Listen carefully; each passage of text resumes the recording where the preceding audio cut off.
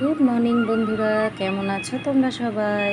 আশা করি ভগবানের আশীর্বাদে তোমরা সবাই খুব ভালো আছো। আমরাও বেশ ভালো আছি। তো বৃষ্টি হতে হতে দেখো আজকে সকালে বেশ সুন্দর একটা মিষ্টি রোদ উঠেছে। চারিদিক দেখতে বেশ ভালো লাগছে। সোনালি রঙের এই আলোর ছটা যে পড়েছে, মানে অপরূপ দৃশ্য। সবুজ পাতার উপরে যে সূর্যের আলোটা, মানে ভাষায় প্রকাশ করা যাবে না। তো দেখো, এই যে আমাদের মহাদেবের যে ব্রতকথার বইগুলো, এগুলো ঠাকুরের কাছে রাখা ছিল, তো জল পড়ার কারণে ভিজে গেছে, তার জন্য দিদি ওগুলোকে রোদে দিয়ে রেখেছে। তো যাই হোক, নতুন একটা দিন নতুনভাবে শুরু করছি তোমাদের সাথে নিয়ে। আজকে হলো শুক্রবার। তো আমার সাথে থাকো, তোমরা দেখতে থাকো বন্ধুরা। সারাটা দিন তোমাদের সাথে নিয়ে চলবো। তো তোমরা দেখতে থেকো আর আমার গল্প শুনতে থেকো। তো চলো শুরু করি। তো গতকাল আমরা শুনেছিলাম দেবীর যে বোন, তার ইন্টারেস্ট সম্বন্ধে, যে পড়াশোনায় একেবারেই তার মন বসতো না। সংসারের ক্ষেত্রে তার বেশ ভালো লাগতো, ওইটুকু মেয়ে, সে মাকে হেল্প করবে ছোট ছোট কাজে, যতটা যা সে করতে পারে। তো যাই হোক, দেবীর সংসারের কাজ অতটা ভালো লাগতো না, কিন্তু পড়াশোনাটা যে খুব খারাপ ছিল তা নয়। নিয়মিত পড়াশোনাটা করতো, স্কুলে যাওয়া, টিউশন যাওয়া, এগুলো নিয়মিত সে করতো। কিছুটা বাবার ভয় ছিল, কিছুটা তার রুটিন হিসাবে নিয়ে করতো।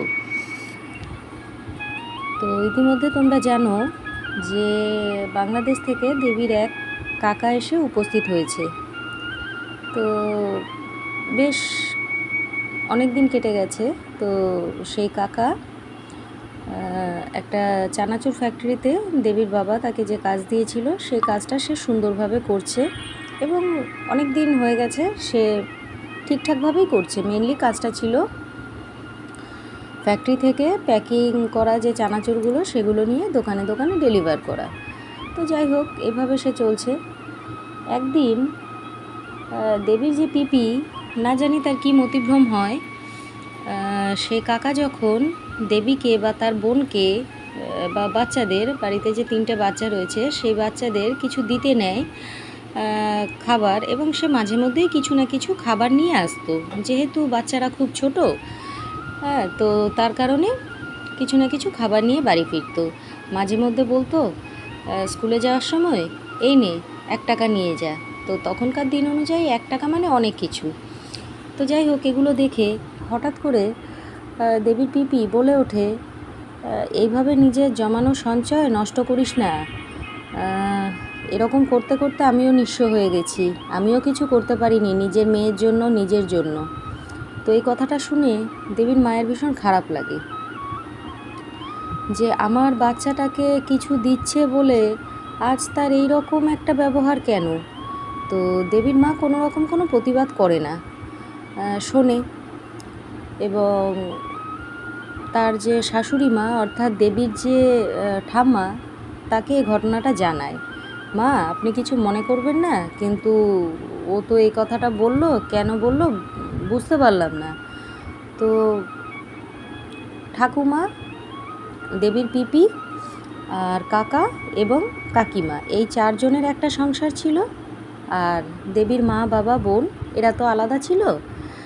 এবং দেবীর যে ঠাম্মা, তাকে দেবীর মায়ের ঘর থেকে সপ্তাহে 1 দিন যখন দেবীর বাবা বাড়িতে থাকতো, তার খাওয়ার ব্যবস্থাটা হতো। তো এইভাবেই চলছিল।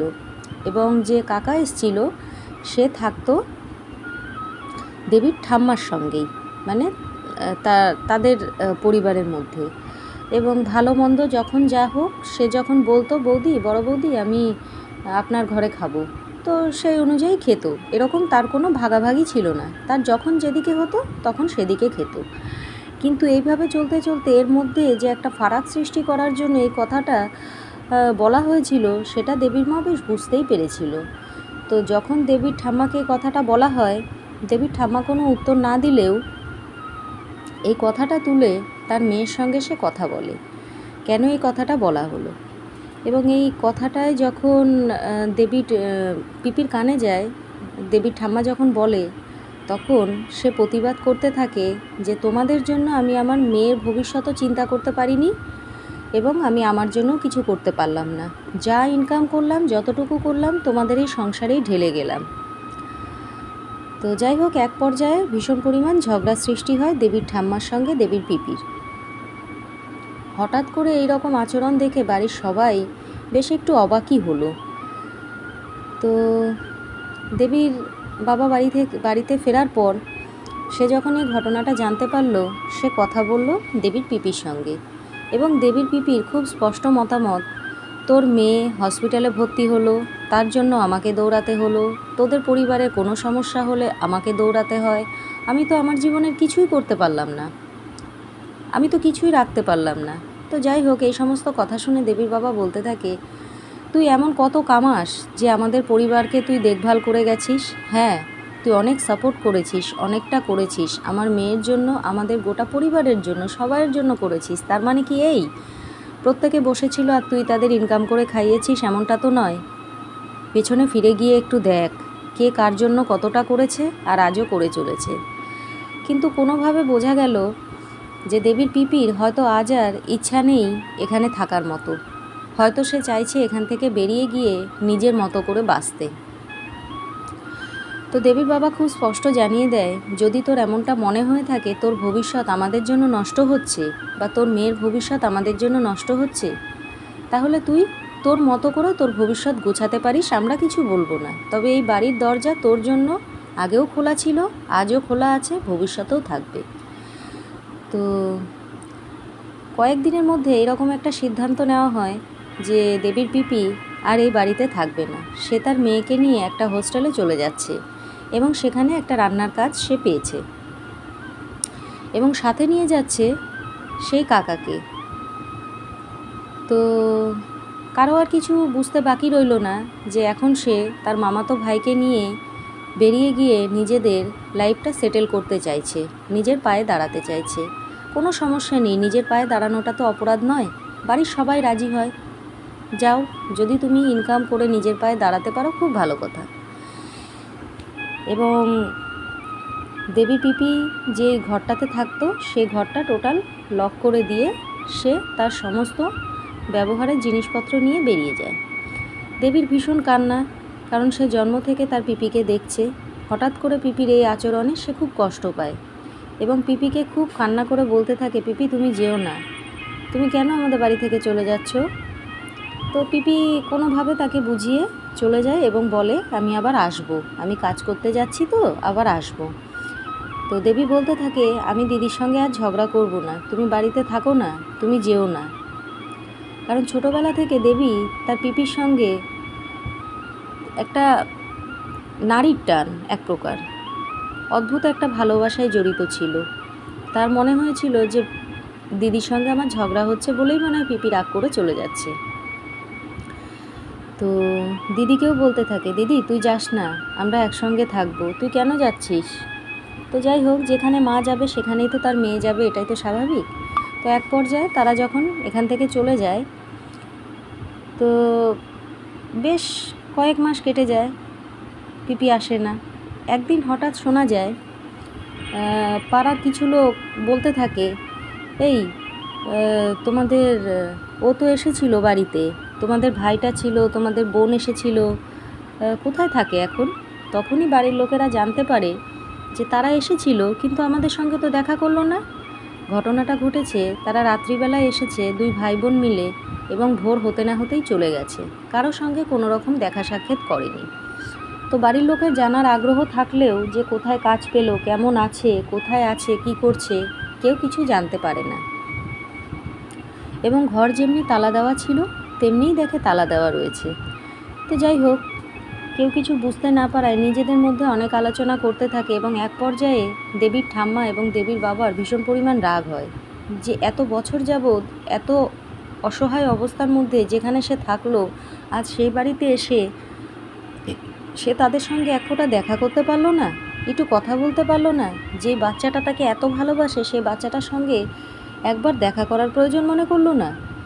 যাই হোক, যথেষ্ট রাগ হলো, কিন্তু রাগ হলেও কিছু করার ছিল না, কারণ তার সাথে কথা বলার মতো তো কোনো পরিস্থিতি নেই, না কোনো ফোন নাম্বার। যদিও সেই সময় ফোন এত অ্যাভেলেবেল ছিল না, তবুও কোনো রকম কোনো কন্ট্যাক্ট করার মাধ্যমও ছিল না, কিছুই বলে যায়নি। তো দিন কেটে যায়। একসময় দুর্গাপুজোয় এসে হাজির হয় দেবীর পিপি এবং সে কাকা।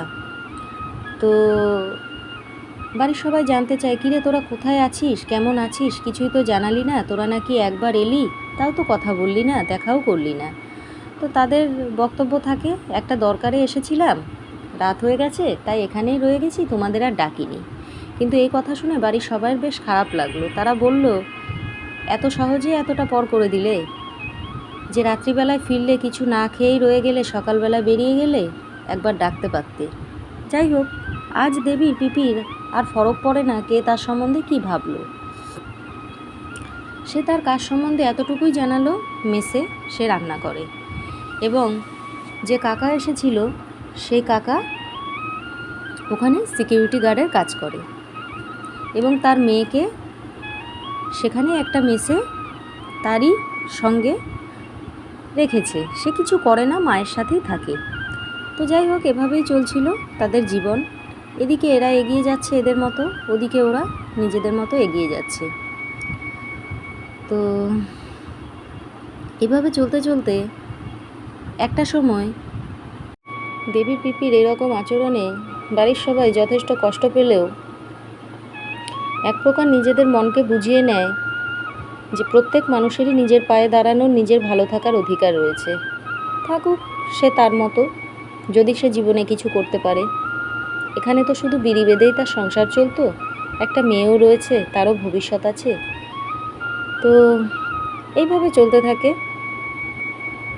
হঠাৎ করে একদিন দেবীর যে বড় পিসি পেছনে বাড়িতে থাকতো, তার সঙ্গে দেবীর কাকার প্রচণ্ড পরিমাণ ঝগড়া লাগে। এক পর্যায়ে সেই ঝগড়ায় মারামারির পর্যন্ত পৌঁছে যায় এবং ভীষণ পরিমাণ আহত হয় দেবীর কাকা। তো সেই ঝগড়ায় এমন কিছু কথা উঠে আসে, এমন কিছু পরিস্থিতি তৈরি হয়, যার কারণে দেবীর মাকে, দেবীর বাবাকে, প্রত্যেককেই প্রচুর পরিমাণ কথা শুনতে হয়। এবং কারণটা থাকে যে তার বোন তাদের অত্যাচারে বাড়িতে থাকতে পারেনি। তো এই কথাটা শুনে দেবীর বাবা মা সবাই যখন প্রতিবাদ করতে থাকে, প্রতিবাদ যতই করুক, মনে মনে একটা কষ্ট থাকে যে যে বোনের জন্য এতদিন করলাম, আজ সেই বোনের বাড়ি থেকে চলে যাওয়ার পিছনে দোষী হয়ে গেলাম আমরা, যারা সারাক্ষণ তাকে সাপোর্ট দিয়ে গেছি। হ্যাঁ, তারও অনেক ভূমিকা ছিল এই পরিবারে, কিন্তু তার মানে তো এই নয় তাকে আমরা নিঃস্ব করে দিয়েছি। তো নিজের স্ত্রীকে কথা শোনার অবস্থায় দেখে, বা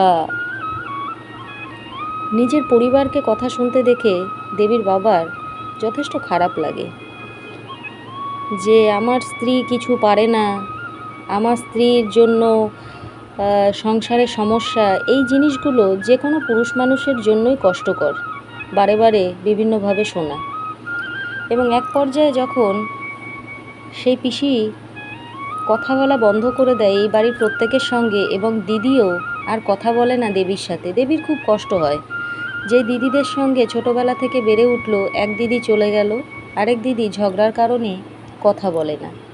তো যাই হোক, দেবীর বাবার তখন মনে পড়ে যে এই পরিবারের জন্য, এই বোনেদের জন্য করতে করতে আমি আমার নিজের পরিবারের দায়িত্ব ভুলে গেছি। এবং তার মনে পড়ে যে কতধিক অভাবের মুখোমুখি হয়ে তার 3 নম্বর সন্তান, যে কন্যা সন্তান ছিল, তার প্রতি কতধিক অবহেলা করেছে।